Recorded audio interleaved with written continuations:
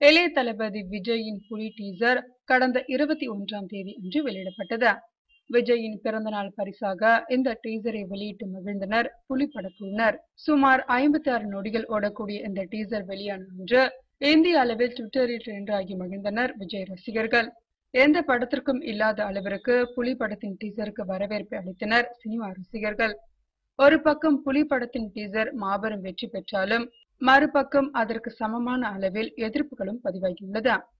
வரவேற்பு பெறுவது என்ன மாதிரியான விஷயங்கள், வருத்தம் தருவது என்ன மாதிரியான செய்திகள் என்று பார்க்கலாம்.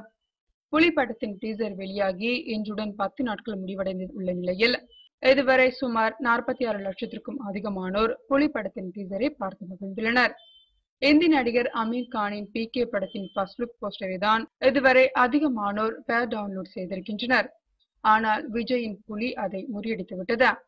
இதுவரை இல்லாத அளவிற்கு அதிகமான ரசிகர்கள் புலி படத்தின் ஃபர்ஸ்ட் லுக் போஸ்டரை டவுன்லோட் செய்திருக்கின்றனர்.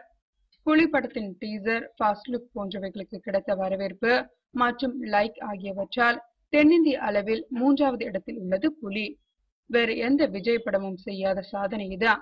புலி டீசர் பெருவாரியான வரவேற்பை பெற்றிருந்தாலும் இன்னொரு விஷயத்தில் வருத்தத்தையும் அளித்துள்ளது. புலி படத்தின் டீசரை இதுவரை 10,000க்கும் அதிகமான பேர் டிஸ்லைக், அதாவது எனக்கு பிடிக்கவில்லை என்று செய்துள்ளனர்.